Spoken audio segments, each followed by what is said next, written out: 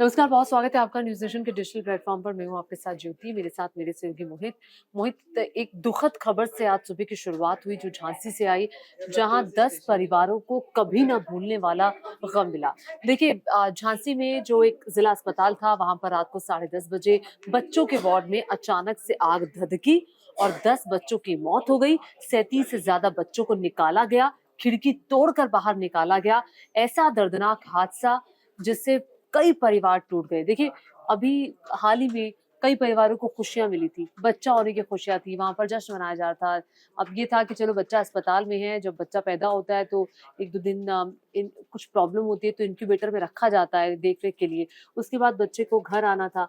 माँ-बाप सोच रहे थे कि बच्चा जब घर आएगा तो ऐसे उसका वेलकम करेंगे, लेकिन उससे पहले ही ऐसा दर्द मिला इस परिवारों को कि वो टूट गए हैं। कई बच्चे तो ऐसे हैं जिनकी पहचान नहीं हो पाई है।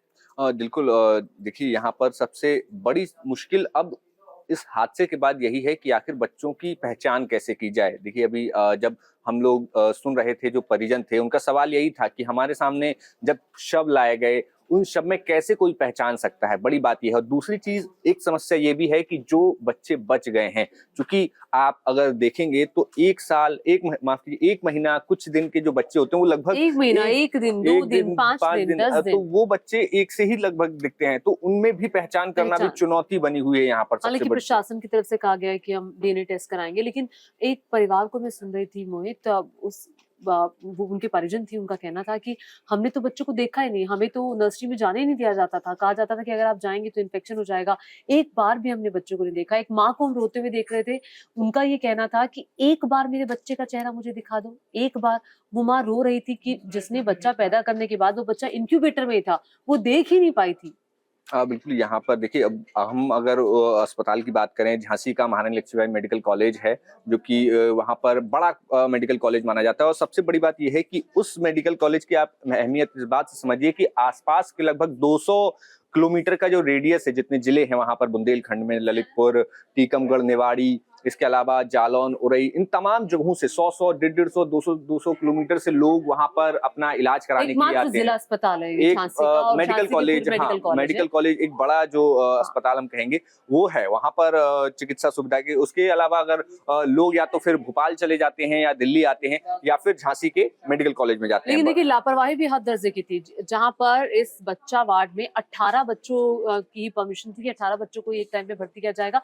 वहाँ पर 49 बच्चे वहाँ पर भर्ती थे। आप अंदाज़ा इस बात से लगा सकते हैं कि इतनी ज़्यादा भीड़ थी, और अमूमन ज़्यादातर मेडिकल कॉलेजेस में यही स्थिति देखने को मिलेगी, और स्पेशली जो बच्चा वार्ड है वहाँ पर यही हाल होता है, जहाँ पर छोटे-छोटे नवजात बच्चे इंक्यूबेटर में रखे जाते हैं। एक-एक बेड पर 2-2 3-3 बच्चे वहाँ पर थे। ये अपने आप में हद दर्जे की लापरवाही है, और उससे भी बड़ी बात ये है कि जो फायर सेफ्टी मेजर्स थे, वो वहाँ पर तो थे, फायर सिलेंडर्स भी थे, एक्सटिंग्विशर थे, लेकिन वो इस्तेमाल में नहीं थे, आउट ऑफ एक्सपायरी थे। अभी फायर का ऑडिट हुआ था हाल ही में मोहित, और उस फायर ऑडिट के बावजूद एक्सपायरी इक्विपमेंट्स वहाँ पर मिले हैं। तो ये किस तरह का फायर ऑडिट था, ये भी बड़ा सवाल है, और इस बात का जिक्र ब्रजेश पाठक, डिप्टी सीएम ने भी किया। बिल्कुल, यहाँ पर जो लोग वहाँ पर चश्मदीद थे, जो परिजन वहाँ उस रात यानी कि कल रात मौजूद थे, उन्होंने कहा कि हमने उन सिलेंडर्स को यूज़ करने के लिए उठाए, लेकिन वो काम ही नहीं किए, जो आग बुझाने के लिए चल जिनकी ही नहीं रहे थे। चल ही नहीं रहे थे, जिनकी मदद ली जानी चाहिए थी। बड़ी बात ये है कि देखिए वो जो परिवार वहाँ पर अपना इलाज कराने के लिए बच्चे, वो कोई बहुत संपन्न परिवार नहीं थे, वो बहुत गरीब, पिछड़े इलाकों से आने वाले परिवार, गाँव देहात के परिवार थे, जिनके बच्चे जो है एक इलाज पाने के लिए वहाँ मेडिकल कॉलेज में अपना इलाज करवा रहे थे। तो ये एक बड़ी चीज़ है और बड़ी चीज़ ये भी है कि देखिए किस तरीके से जो परिजनों ने बताया कि वहाँ पर वो जो वार्ड है जहाँ पर बच्चों को उस आइसोलेशन में रखा जाता है, इंक्यूबेटर वो है, इंक्यूबेटर वहीं रखा जिसको जाता बोलते है। हैं, वहाँ पर एक जो चश्मदीद ने बताया कि ऑक्सीजन की जो पाइप होती है उसको लगाने के लिए एक नर्स के द्वारा, ऐसा आरोप है कि एक नर्स ने वहाँ पर माचिस की तीली से उस पाइप को गर्म करने की कोशिश की। अब बड़ी चीज़ ये है कि ऑक्सीजन अपने आप में एक ऐसी गैस है जो कि आग पकड़ती है, यानी कि किसी जैसे भी वो चीज़ को माचिस जलने। की तिल्ली उस हाँ। नर्स ने जलाई, वैसे ही आग बिल्कुल एकदम से फैल गई और पूरे वार्ड में आग लग गई। तो ये अभी एक चश्मदीद ने ऐसा बताया, वो चश्मदीद का कहना था कि मैंने खुद देखा कि माचिस की तिल्ली उन्होंने पाइप जोड़ने के लिए चलाई है और जैसे ही उन्होंने चलाई एकदम से पूरे वार्ड में आग लग गई और आग इतनी ज़्यादा तेज़ थी कि देखिए सेफ्टी अलार्म नहीं था, फायर अलार्म नहीं था। अगर फा जैसे कहीं पर भी आपने देखा होगा जब पूरे सेफ्टी के मेजर्स होते हैं आग से जुड़े हुए तो अलार्म बजता है। कहीं पे अब छोटी-सी आग लग जाए, हम देखते हैं अपने-अपने दफ्तर में भी हम देखते हैं ज़रा-सा बिल्कुल, कुछ हो जाए तो आग लग जाती आग ज़रा-सा भी कहीं कोई अलार्म्स चिंगारी हो बिल्कुल। जाए तो अलार्म बज जाता है। हर किसी को पता चल जाता है कि आग लगी है। फिर ऐसे में कार्रवाई हो सकती है, लेकिन वहाँ पर कोई फायर अलार्म नहीं बजा। आधे घंटे बाद फायर ब्रिगेड की टीम आई क्योंकि उनको उनको जो इन्फॉर्मेशन थी वो लेट मिली। जो अस्पताल का प्रबंधन था, प्रशासन था, उनको इन्फॉर्मेशन तक लेट मिल पाई। अंदर वो नर्स चूँकि 5 नर्स थी, एक भी डॉक्टर उस वक़्त मौजूद नहीं था जब ये आग लगी। उन लोगों ने कोशिश की कुछ बच्चों को बचाने की।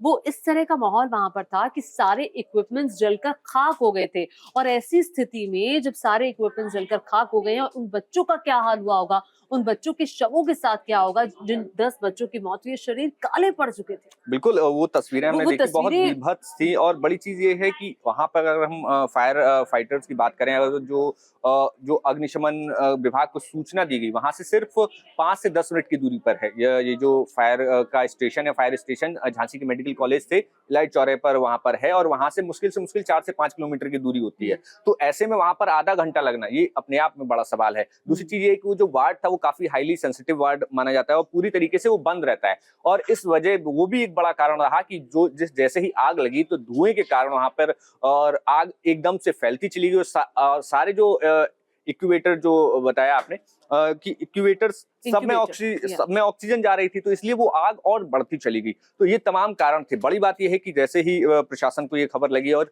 सबसे बड़ा आरोप स्थानीय जो मेडिकल कॉलेज स्टाफ पर लगाया गया कि भाई वो वहां से चले गए। वहीं डिप्टी सीएम ब्रजेश पाठक का कहना है कि हमारे स्टाफ ने काफी मदद की, स्थानीय प्रशासन पहुंचा, डीएम पहुंचे, एसएसपी पहुंचे और तमाम बड़े अधिकारी अभी स्वास्थ्य विभाग के सचिव भी वहां पर हैं। डिप्टी सीएम देखिए, ने तो डेरा डाल बाद रखा है। में फिर जो रस्म अदायगी है वो होती है, पूरा प्रशासनिक अमला पहुँचता है और जो बड़े-बड़े प्रशासनिक अधिकारी हैं वो पहुँचते हैं, वो सब हुआ। अब क्या कहीं इस घटना का भी तो ढाक के तीन पात नहीं हो जाएगा? हम हर घटना के बाद देखते हैं एक और घटना घटती है, जाँच के आदेश दिए जाते हैं और शायद कार्रवाई के नाम पर कुछ कदम भी उठाया जाएगा, लेकिन इसके बाद क्या? उन सरकारी अफ़सरों पर क्या कार्रवाई नहीं होनी चाहिए जिन्होंने फायर ऑडिट किया, फायर ऑडिट के बावजूद भी जो फायर इक्विपमेंट्स थे वो उनकी वो एक्सपायरी निकले। क्या उन पर कार्रवाई नहीं होनी चाहिए कि माचिस का इस्तेमाल आप कैसे कर सकते हैं एक वायर को जोड़ने के लिए, एक पाइप को जोड़ने के लिए, वो भी बच्चों के वार्ड में, बल्कि वहाँ पे ऑक्सीजन के ही एक सिलेंडर जिसे कंसंट्रेटर कहते हैं, उसी को जोड़ने की कोशिश वो कर रही थी। मतलब आप कैसे हद दर्जे की लापरवाही बड़ी है। अगर सवाल ये डॉक्टर वहाँ पर होते, अगर कोई क्योंकि इतने सारे बच्चे वहाँ पर थे, 49 बच्चे थे और एक भी डॉक्टर मौजूद नहीं था। ये भी हैरानी भरा है।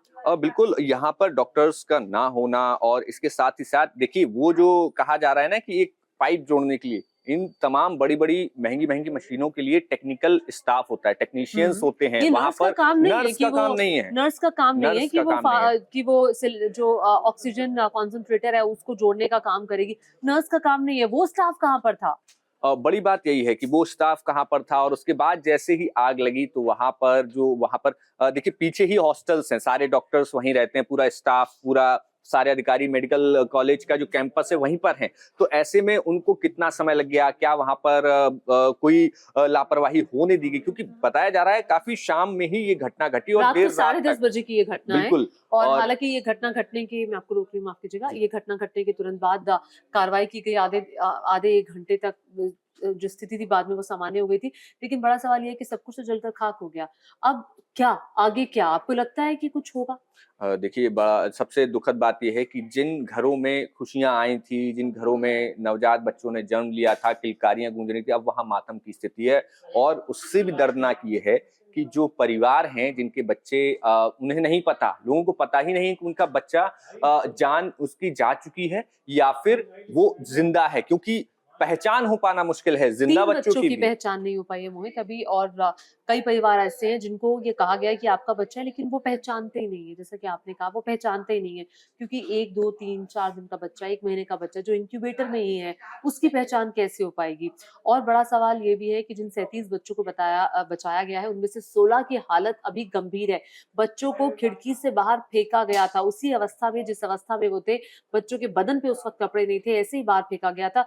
जो जैसे बचा पा रहा था, वो बचा रहा था। ये स्थिति वाक़ई गंभीर है और देश की मेडिकल व्यवस्था पर सवाल उठाते हुए हालाँकि मुख्यमंत्री योगी आदित्यनाथ ने 12 घंटे के अंदर रिपोर्ट माँगी है और तुरंत इस घटना के बाद जो यूपी के हेल्थ मिनिस्टर और उप मुख्यमंत्री ब्रजेश पाठक हैं, वो घटना पर पहुँचे। उन्होंने हालात का जायज़ा लिया। उन्होंने खुद माना कि लापरवाही हद दर्जे की हुई है और कार्रवाई की जाएगी। दोषियों को किसी भी सूरत में बख्शा नहीं जाएगा।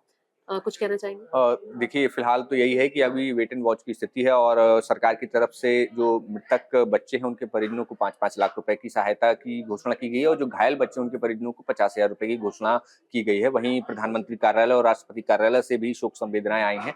तो फिलहाल की जानकारी के लिए यही है और आगे भी जो भी अपडेट होगा वो न्यूज़ नेशन आपको बहुत जरूर बताएगा। शुक्रिया।